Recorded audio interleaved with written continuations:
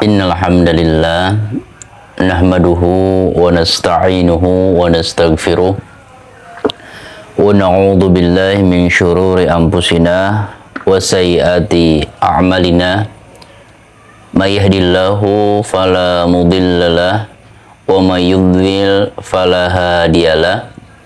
Asyhadu an la ilaha illallah wa asyhadu anna Muhammadan abduhu wa rasuluh alladzi la nabiyya ba'da. Allahumma shalli wa sallim ala nabiyyina Muhammadin wa ala alihi wa ashabihi wa man tabi'ahum bi ihsanin ila yaumiddin. Rabbi shrahli sadri wa yassirli amri wahlul 'uqdata min lisani yafqahu qawli. Alhamdulillah, segala puja dan puji hanyalah milik Allah Subhanahu wa ta'ala, yang setiap detik yang kita jalani, setiap menit yang kita lewati, kecuali di sana ada sebuah kucuran nikmat yang senantiasa Allah berikan. Allah jalankan fungsi-fungsi dari organ-organ tubuh kita tanpa campur tangan kita, tanpa jerih payah kita untuk mengatur bagaimana fungsi dari organ-organ badan itu bekerja. Ini salah satu dari tanda kebesaran Allah Subhanahu wa ta'ala, dan juga tanda dari kefakiran, tanda dari kelemahan kita.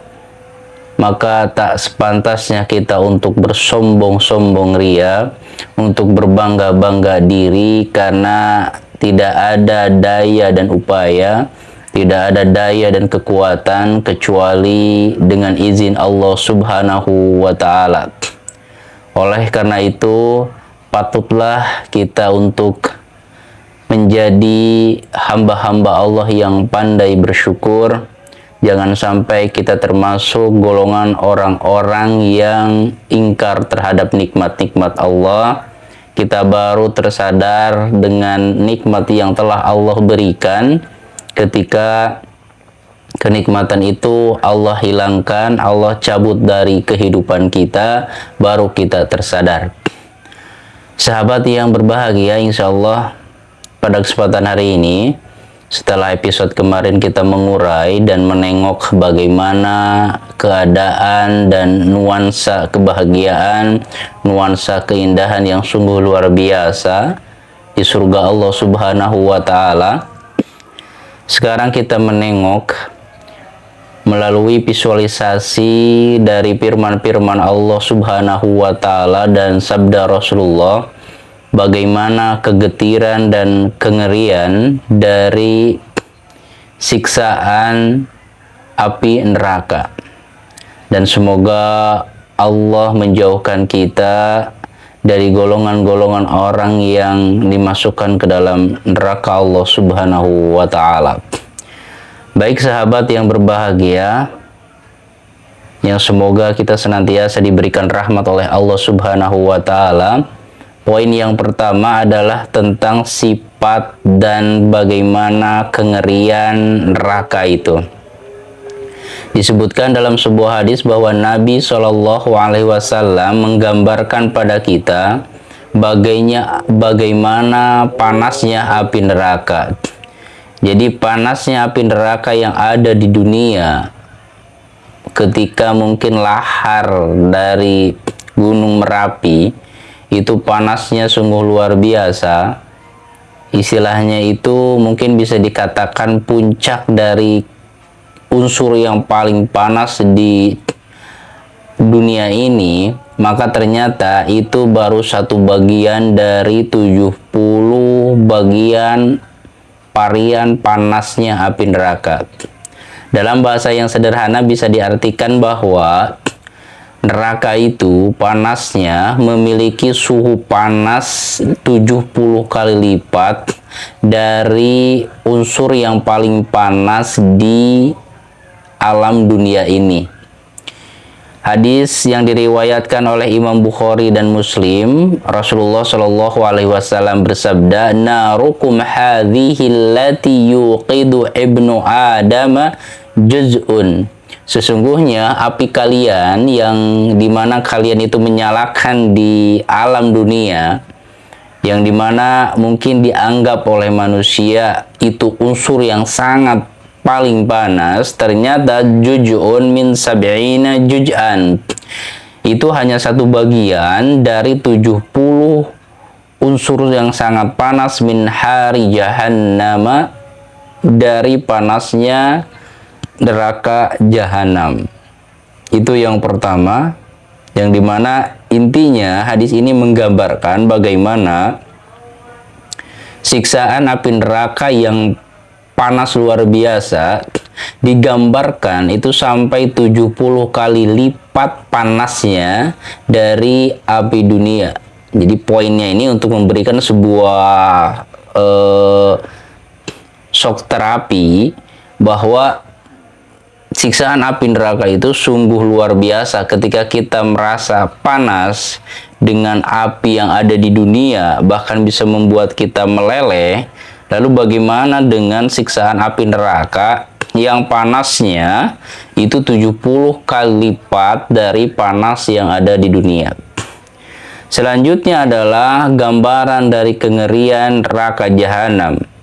Jadi neraka jahanam adalah neraka yang paling besar dan menakutkan. Hal itu sebagaimana yang disebutkan ya dalam hadis yang diriwayatkan oleh Imam Muslim dari Abdullah ibnu Mas'ud, bahwa sesungguhnya Nabi Shallallahu Alaihi Wasallam bersabda, ini untuk memberikan sebuah gambaran dari tempat yang besar sungguh luar biasa, yang dimana didatangkan atau ditarik neraka jahanam itu oleh lebih dari 70.000 malaikat dari setiap tarikannya.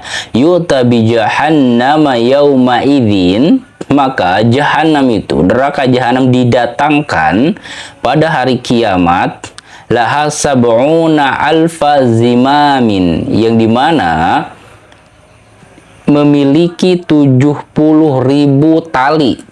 Dan tali di sini jangan digambarkan tali yang sama seperti di dunia. Kenapa?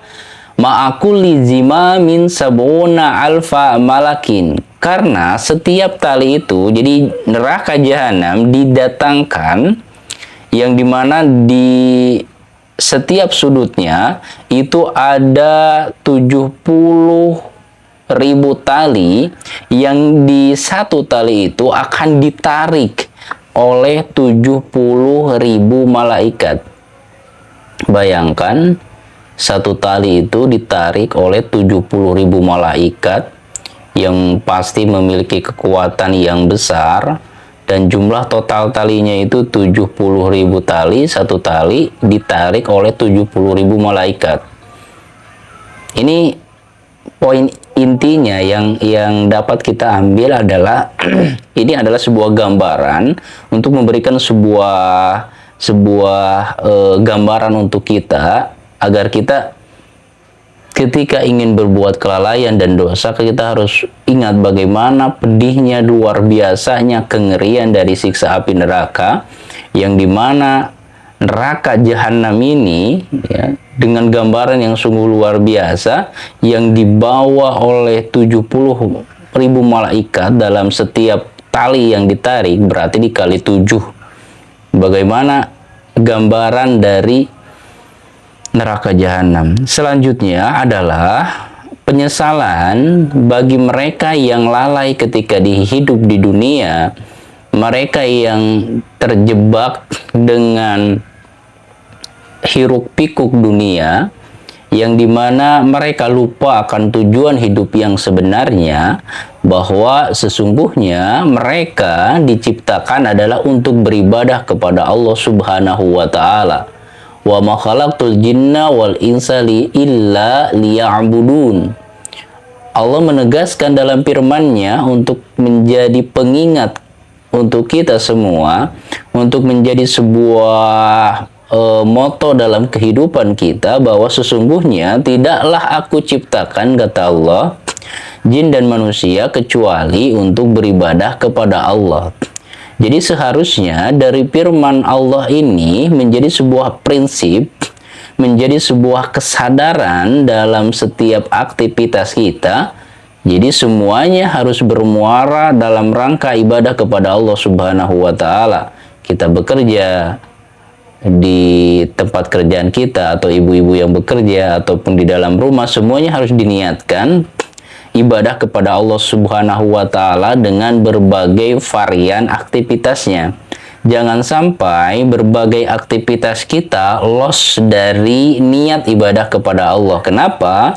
Karena ketika seorang suami atau kita bekerja hanya untuk mencari dunia, hanya untuk mencari kebutuhan, ya, untuk memenuhi kebutuhan hidup kita, maka bisa jadi kita hanya mendapatkan bagian dunia saja. Allah berikan bagian kita di dunia, tetapi di akhirat kita tidak mendapatkan apa-apa karena kita nggak sadar, tidak hidup di dunia ini dengan sebuah kesadaran.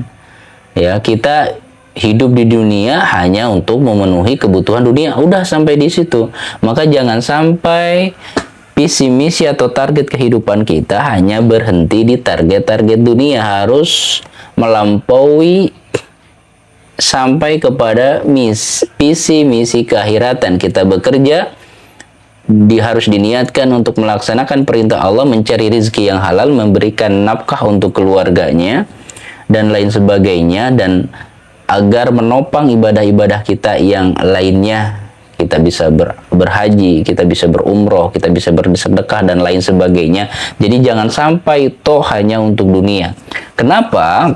Karena ketika seorang manusia melupakan tujuan hidup yang sebenarnya, maka pasti mereka akan berkutat dalam kehidupan di dunia, terjebak dalam rutinitas dunia, terjebak dengan hiruk pikuk dan keasikan dunia, sehingga keterlenaan mereka dengan kehidupan dunia akan membuka peluang perbuatan-perbuatan dosa, perbuatan-perbuatan maksiat, keingkaran dan kezaliman.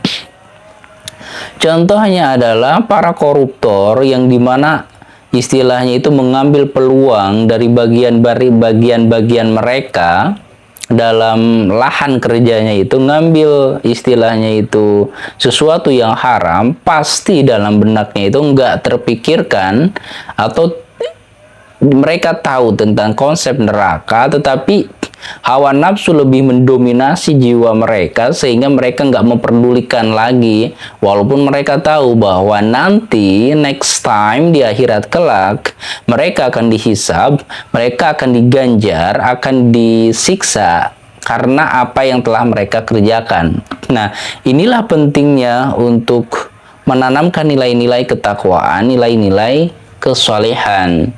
Kenapa? Karena ketika semua manusia dalam kehidupan, ya, manusia yang ada dalam suatu tempat, mereka beriman dan bertakwa kepada Allah, apalagi para pejabatnya, maka sungguh peluang-peluang untuk mengkorupsi kekayaan sebuah negeri itu akan tertutup karena mereka punya sebuah rem. Oh, jangan melakukan ini karena ini adalah perbuatan zalim, dosa, di akhirat akan mendapatkan sebuah siksaan yang durasinya panjang, sangat tidak seimbang dengan kenikmatan sesaat hasil korupsi mereka dan mungkin kejahatan-kejahatan yang lainnya. Nah, maka manusia-manusia yang tipe ini, yang mereka terjebak dalam hiruk pikuk dunia, dalam permainan dunia, dalam keasikan dunia, sehingga lupa batasan-batasan Allah, sehingga mereka melabrak larangan-larangan Allah, maka digambarkan mereka akan merasakan penyesalan yang sungguh luar biasa ketika siksaan atau balasan dari perbuatan mereka ketika di dunia, dari perbuatan-perbuatan dosa mereka lupakan, mereka tidak pedulikan. Nah, ketika Allah sodorkan balasannya berupa neraka, maka di sana ada sebuah penyesalan yang luar biasa. Ada penyesalan yang tiada tara. Waji'a yauma idzim bi jahannam. Maka pada hari itu diperlihatkanlah bagaimana kengerian, bagaimana kegetiran dari neraka jahanam. Yauma idzi yatadzakkarul insanu. Maka ketika mereka melihat kengerian yang luar biasa dari kegetiran api neraka dan siksaannya, mereka langsung kaget, mereka langsung merasa takut yang sungguh luar biasa. Mereka baru sadar, mereka baru menyesal. Kenapa ketika di dunia mereka melabrak larangan-larangan Allah? Kenapa ketika di dunia mereka nggak peduli dengan perbuatan dosa mereka, dengan perbuatan kemaksiatan mereka, dengan perbuatan korupsi mereka, dan perbuatan-perbuatan yang melabrak larangan-larangan Allah? Mereka menyesal. Tiada tara. Kenapa? Karena di hadapan mereka sudah ada sebuah hisab, ada sebuah balasan yang bersifat abadi, yang sungguh menggetirkan dan mengerikan. Wa anna lahu dzikra. Tapi sayang, tidak berguna lagi mereka menyesali, mereka mengingat kembali perbuatan-perbuatan dosa karena menyesal. Kenapa? Karena waktunya sudah selesai. Karena waktu mereka bukan pada waktunya untuk mereka menyesal dan bertaubat ketika sudah dihadapkan di neraka jahanam. Penyesalan, taubat hanya bisa dilakukan ketika manusia masih hidup, ketika ruh belum berada dalam kerongkongan mereka, dan juga belum terjadi hari kiamat. Maka peluang besar untuk bertaubat itu terbuka lebar. Bahkan Allah menegaskan bahwa sesungguhnya rasa bahagia yang luar biasa yang dimana Allah gambarkan kegembiraan Allah Subhanahu wa Ta'ala terhadap orang-orang yang bertaubat itu melebihi rasa bahagia manusia ketika mereka bahagia menemukan sesuatu barang yang berharga, benda yang berharga yang mereka sayangi banget hilang, terus kembali. Kan kita merasakan kebahagiaan yang sungguh luar biasa. Contoh, nauzubillah, anak kita hilang, maka kita ada sebuah rasa kalut yang sungguh luar biasa, dan kita akan merasakan sebuah euforia, sebuah kegembiraan yang tiada tara ketika anak yang kita sayangi ditemukan kembali. Nah, itu contoh analogi sederhana untuk memahami dan menegaskan bahwa Allah itu bahagia banget ketika seorang manusia pendosa, ketika seorang manusia yang lalai dan bermaksiat mereka bertaubat dan kembali kepada Allah. Maka itu rasa bahagianya melebihi kita yang berbahagia ketika kehilangan sesuatu yang kita cintai dan ditemukan kembali. Selanjutnya, kengerian dari api neraka ini ternyata memiliki kedalaman yang sungguh luar biasa. Hal ini sebagaimana yang dijelaskan dalam hadis yang diriwayatkan oleh Imam Muslim dari sahabat Abu Hurairah radhiyallahu anhu. Jadi pada zaman Rasulullah, ketika Rasulullah sedang duduk-duduk bersama para sahabat, terdengar sebuah dentuman yang besar, terdengar suara yang besar, dentuman besar di alam semesta ini, di dunia ini. Ada sebuah suara besar. Mungkin untuk memahami ini pernah terjadi di era modern. Jadi orang-orang di barat itu, jadi pernah mendengar suara misterius yang terdengar di langit angkasa mereka. Ada sebuah suara besar yang mereka nggak ngerti ini suara dari mana. Mungkin seperti itu gambarannya. Jadi ketika Rasulullah duduk-duduk bersama para sahabat Rasulullah, terdengar suara yang besar, yang mengagetkan. Maka Rasulullah langsung bertanya pada saat itu, tahukah kalian suara apa itu tadi? Ya. Kami pun menjawab, Allah dan Rasulnya yang lebih tahu. Maka Rasulullah menjawab, dan ini memberikan sebuah gambaran kepada para sahabat Rasulullah dan secara tidak langsung kepada kita umat setelahnya. Hadza hajarun, itu adalah gambaran dari batu besar, rumiya bihi finnar, yang dimana batu besar ini dilemparkan ke dalam api neraka mundu sab'ina kharifan, sejak 70 sejak 70 tahun yang lalu. Jadi dilemparkan sejak 70 tahun yang lalu, bahwa yahwi finnar, ya, yang dimana dilemparkan ke dalam api neraka, al-ana hatta intaha ila qa'riha. Jadi sudah dilemparkan sejak 70 tahun yang lalu, dan sekarang baru sampai ke dalam neraka hingga di dasarnya.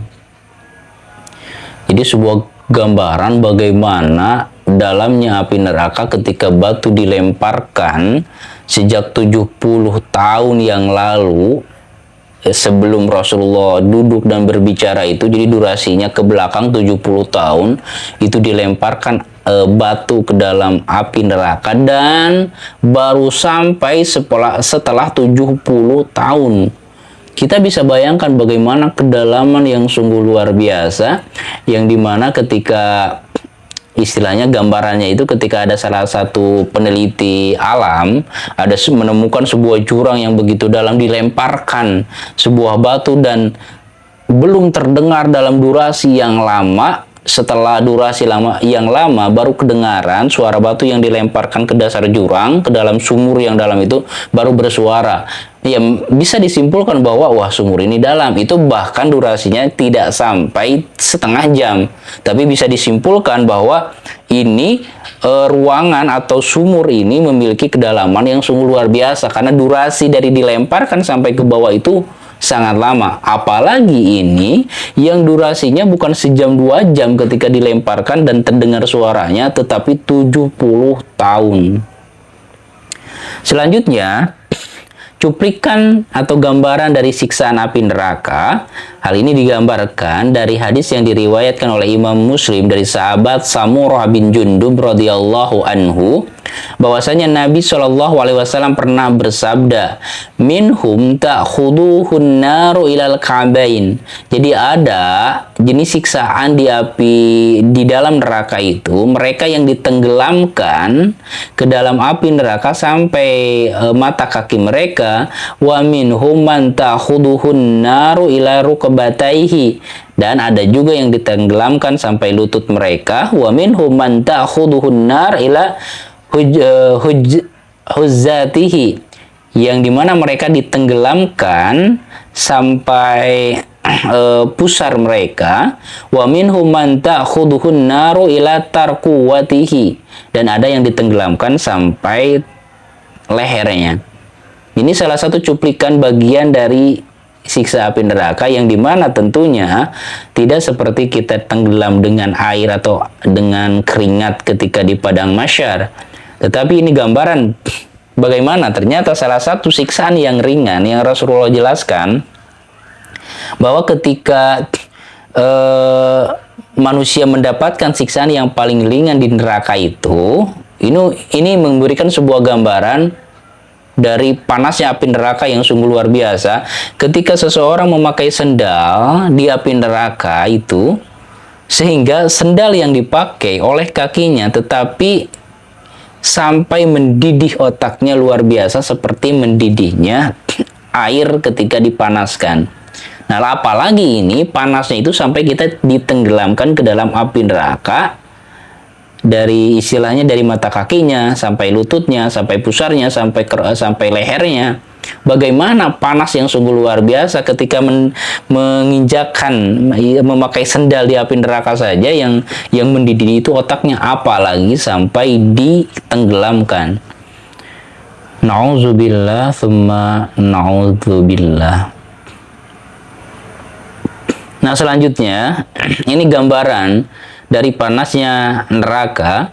Rasulullah SAW bersabda, ya, hadis yang diriwayatkan oleh sahabat Abu Hurairah yang dikeluarkan oleh Bazzar, "Lau kana fi hadzal masjidi mi'atu alfin." Nah, ini gambarannya. Kalaulah di suatu masjid yang agung, masjid yang besar, ada mi'atu alfin, ada 100.000 orang, au yaziduna, atau lebih dari 100.000 orang, wa fihi rajulun min ahlin nar, dan di sana ada penghuni neraka ini Allah membuat sebuah metafor, perumpamaan untuk menjelaskan secara gamblang bagaimana panasnya api neraka, bagaimana sebuah kengerian yang luar biasa ketika di suatu tempat, di suatu masjid yang besar yang mampu menampung 100.000 orang atau lebih. Terus di tengah-tengahnya ada penduduk ahli neraka, fatanaffasa fasobahum nafsuhu.